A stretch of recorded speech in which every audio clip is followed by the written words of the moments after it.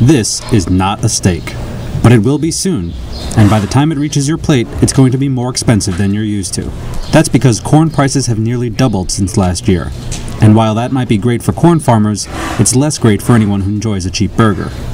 The rising price of corn has forced ranchers to look for ways to cut costs. For industrial-scale farmers, that means feeding cattle with cheaper recipes. That's corn silage, high-moisture corn, which is the yellow kernels you see, and then we feed some byproducts, potato chips, and a chocolate blend, which has some cocoa shells. You see some M&Ms with it. It's a byproduct from Hershey and M&M Mars. Feeding cows a diet of fast food is just the beginning. Because they only get about $20 to $30 a head, the Nisley Brothers Ranch in southern Pennsylvania needs to raise as many cattle as possible as fast as they can. On larger ranches, that can mean raising over 4,000 cattle at a time, though at the Nisley's ranch the average is closer to 1,000. The funny thing about this is that cows aren't naturally corn-eating animals, never mind corn mixed with M&Ms and potato chips. Here, girls. Cows naturally feed off of grass. And 150 miles north of the Nisley Ranch, Ron Kipps raises his cattle in exactly this way. We do what they call rotational grazing. But farms like this produce less than 10% of the cattle raised in the country, because raising grass-fed cows for mass consumption is considered inefficient. For the number of cattle that we're feeding, we couldn't grass-feed cattle here. We can get more off an acre by growing crops, corn and soybeans and small grain than we could by putting cattle on. For one thing, grass-fed cows take longer to reach market weight.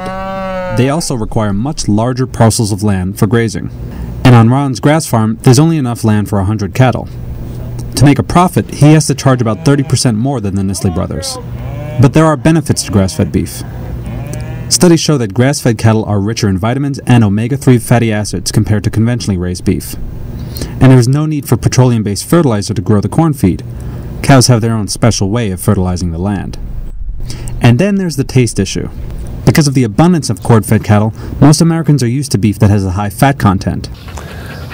I don't know if I ever had strictly grass-fed beef. To advocates of conventionally raised beef, the higher fat content is said to give the meat its flavor. Though, in some cases, one has to wonder if that's the natural flavor of meat or the M&Ms you're tasting. Besides moving cattle to the slaughterhouse, the only cost of raising grass-fed cattle is harvesting hay. But because the profit margins are so slim, rising gas prices have wiped out Ron Kipps' revenue. We're working at almost a zero market or margin.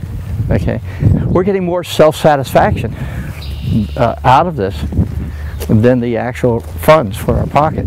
Despite all of the costs associated with industrial-scale farming, decades of improved efficiency measures mean that corn-fed beef is still less expensive than grass-fed. To keep themselves competitive, conventional cattle ranching will have to invent new ways to cut feed costs, which means that even chocolate byproduct and fermented corn might become too costly to feed to cows. For the Wall Street Journal Digital Network, I'm Matt Rivera.